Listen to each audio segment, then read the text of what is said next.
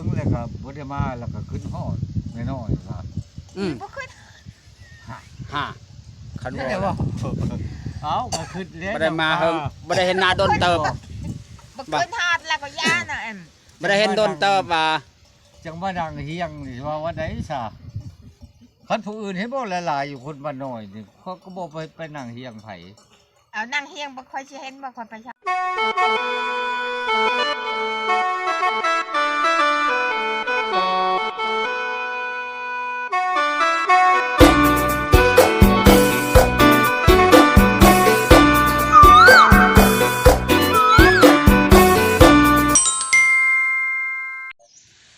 สำบายดีหรือว่าสวัสดี FC พังไทยพังลาวหรือว่าต่างประเทศก็ยินดีเข้าสู่ช่องบ่าวนอมพามนคือเก่าคือเดิมพี่น้องเมื่อนี้กับตูมีมาหาว่าสิชวนไปหาผู้สาวเก่าเพิ่นตั้งแต่เป็นวัยรุ่นเพิ่นจีบกันแต่ว่าบ่ได้กันพี่น้องเมื่อนี้เพิ่นว่าสิมาล่มมาคุยคือเก่าเพิ่นว่าเป็นจังได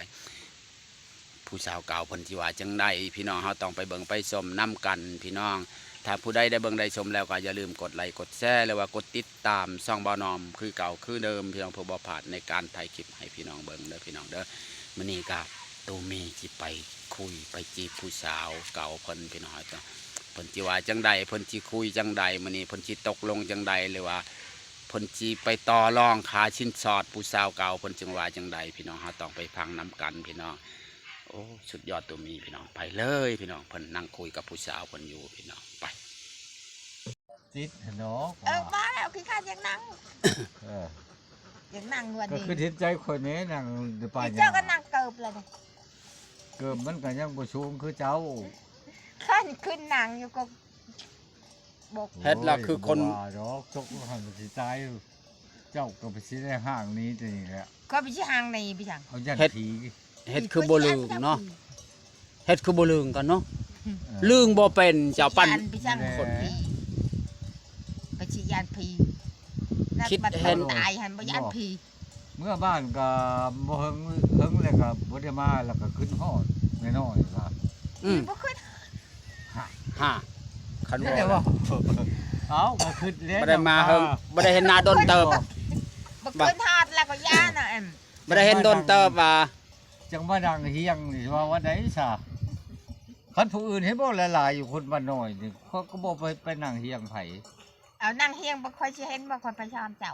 บ่แม่นว่าคันมันมีตัวจริงเลยข้อยต้องบอกเจ้าโลดบ่มีหยังยากดอกแต่บ่มีเงินบ่ค่อยบาปคือเฮาตะกี้นี่จะเป็นบ่าวเป็นสาวจะเฮาไปนำกันครับข้อยจะเอาเมียจะบาปฮะเรื่องมันจบนี่สิเว้าเนาะเรื่องมันจบอ้าวก็เรื่องบอกแล้วข่อยก็ยังมาขอบมาบอกเจ้านี้ซะ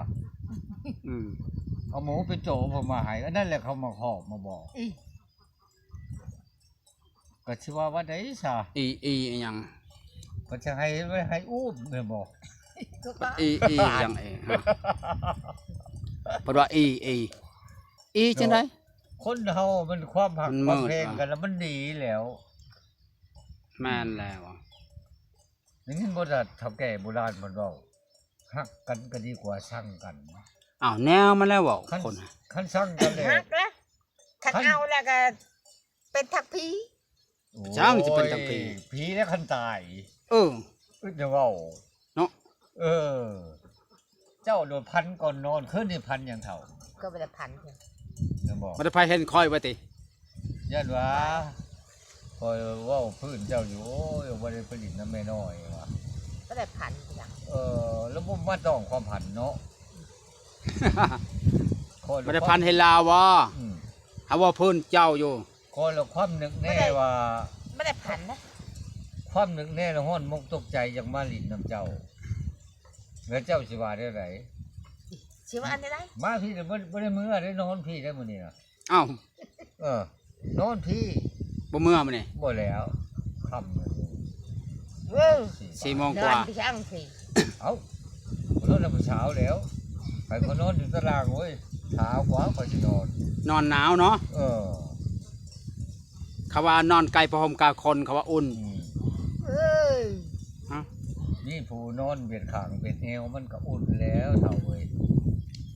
ช่างอยู่นอน แล้วอ่ะเจ้าหรือมิแต่ว่าตัดชาติมิแต่ว่าบัวจะได้ผัวโอ้ย เอาเท่าอะไรไปเอาให้ผู้ช่างอีก เกิดมาเป็นคนชาติเดียว จัดเดียวกัน บ่เท่าเบ้ว่าพื้นไปเทียบใส่พื้นจังหวะเขามาดังไพ่หนึ่งเขาคิดไปสื่อ อ้าวแนวมาแล้วอะ อันนี้เท่าอะไรไปชี้เอาผัวตู้ไม่ใช่ อ้าวขั้นว่าเท่ากับพันจะกินเขา กินก็เฮ็ดเอง อ้าวไปเว่าเนั่นนั่นคอยก็บ่จักแนวนะจ๊ะ ไปเฮ็ดเองเฮ็ดให้ไผเฮ็ดให้ลูกหลาน บอก เฮ็ดเองแล้วอยู่ผู้เดียวเอาตัวมีเฮ็ดให้เจ้ากิน เออ เป็นไรบ่อยากกินของเราเฮ็ดให้ ก็บอกว่าเท่าอะไรไม่อยากเอา ฮะเท่าแล้วบ่จักเอาคอยไปแล้วอยากเอา เจ้าบ่เอาขอยก็บ่จักเอาเฮ้ยครับ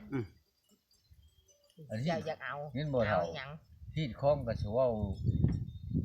ผลึกปึกหนาหลายธรรมดาชำบ้านชำเมือง สำใดสำบาน อ้าวสี่หา6ล้านก็พอแล้วหมูน้อยตัวหนึ่งผักชู เฒ่าแก่แล้วบ่ดะ นั่นบ่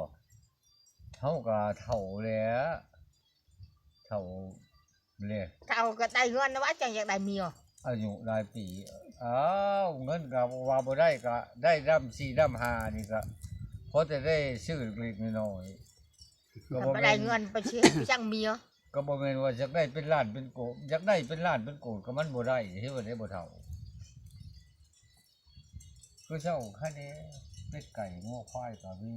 ก็บ่มีงูขาวเลย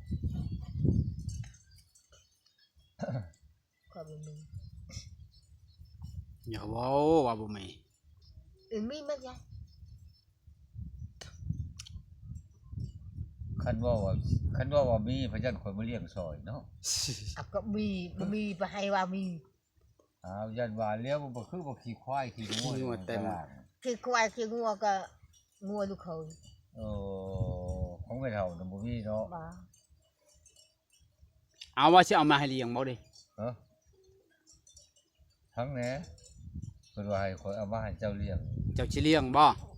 งัวควายเจ้าจะต้อง จังว่าก็บ่พาเว้าจังอายคน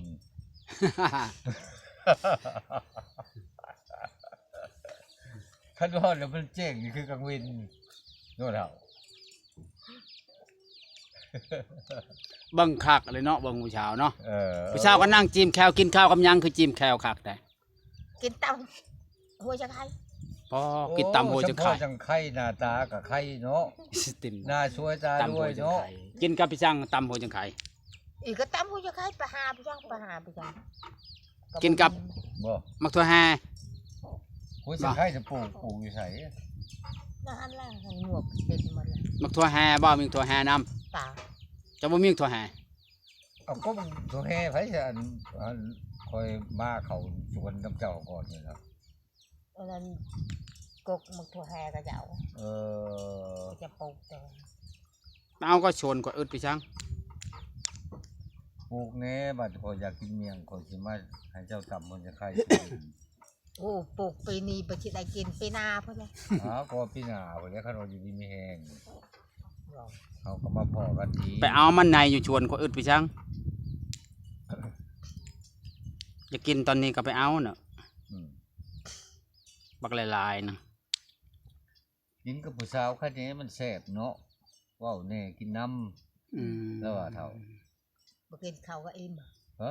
บ่กินข้าวกับเอ็มบ่ว่ากับ กินข้าวแซ่บ ก็พอแล้วคันว่านั่งกับผู้สาวก็หน้ายิ้มแง้มแก้มใส ขนาดเราบ่ได้ทาแป้งทาครีมแล้วยังงามเนาะ มีบ่งามก็ยาง ามธรรมชาติได้ไง บ่งามก็ยาง คันเฮ็ดทาครีมมันเจ้างามอยู่ดอก ผู้สาวบ้านเฮาประเทศอื่นเขาก็ยังว่าย่องว่างามค ป อย ระเท ก็ ศใดน่ะ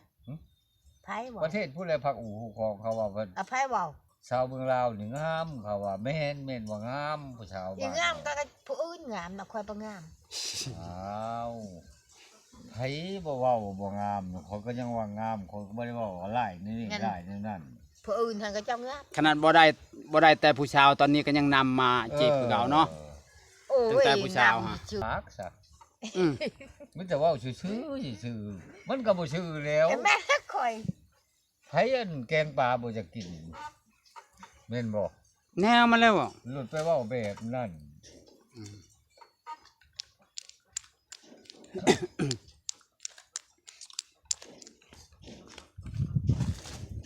คันว่ามักบ่มักขยาวเอามีแต่ขยามันก็บ่จักยาแล้วมันจังมานี่ มาอันนั้นหาบกินประว่ามาซะก่อน อ้า หากินไปช้าง ทางกกก็ไปหากินเนาะทางไปก็มาหาผู้สาวผู้สาวว่าไดซะก็ว่าผู้สาวแล้วเจ้าก็บ่มีผัวคนก็บ่มีเมีย บ่มีเมียให้เมียนั่งอยู่ชวก อ้าวนั่งกับเขาก็นั่งอยู่เรือนเขา อีเฮือน คัน เจ้า บ่บนอยู่บนนอนบนกินบนยำคอยก็มีแต่คอยผู้เดียว จักทุกคนแล้วอ้วคนบ่เห็นคนบ่ได้ไป เอาก็นั่นแล้วจะว่าเจ้าน่ะก็สิบ่มักปานใดบ่ได้ไปหาคนจักเทื่อคอย อี ร้อยเทื่อพันเทื่อแล้วมาหาเจ้า คนบ่อยากทางไปบ่ให้คนไป นะ เว้ยเนาะเวมนั่น จักอยู่ชัย ไม่ยังอยู่ชาย คนมักคนนั่นแม่นไกลปานใดก็มันย่างมา เอ้าอย่างมาไปใช้เจ้าก็จักอยู่ชัย เอาก็อยู่กับอยู่เฮือนพุ่นเลยหันมาพี่มาเห็นผู้สาวแล้วก็อยากมาคุยมาหลินน้ำกันหน่อยสิซะ อืม หัวหนูหัวหมุนน้ำกันก็โอ้ยขอบใจหลายๆเลย บ่ได้ชัดนี่ก็ชัดหน้าเนาะ บ่คันว่าเจ้าบ่เอาแล้วให้เจ้าหาเมียให้ข่อยเด้อ หาเมียก่อนนี่แหละ หา คันว่าเจ้าตัดสมิงทิ้งคอแล้วให้เจ้าหาเมียให้ข่อยแหน่ ให้กว่าหานะเจ้าสิเอา เอาคันว่าเขาว่าเว้ามันถึงต้องปรองดองกัน คันหาบ่ได้คายคอบ่ คันว่าหาบ่ได้เลยข้าเจ้าผู้เว้าได้ผู้หาได้ เคยหาบ่ได้ หาอยู่ไสบ่ หาในบ้านนี่ คนเราหากบหาเขียดก็ยังสิ่งยากก็ยืนว่าหาคนแล้วสิไปหาแบบใดมันจัง เอา สิ ไปหา ได้ ลมเอาน่ะ ล้มเอาล้มก็แบบคือวันนี้ล้มซื่อๆบ่มีผล ไปหา มันสิได้บ่สิเท่า ผู้ชาวไปปะ บ่เท่า ไปหาไปให้มาได้ คนผู้จักได้เว้าคือเจ้านี่บ่เอากระชาไปเว้าว่านั้นมันก็บ่คักเนาะมีแต่เว้าแบบนั้น เฮ้ยผู้ชาวเอาว่า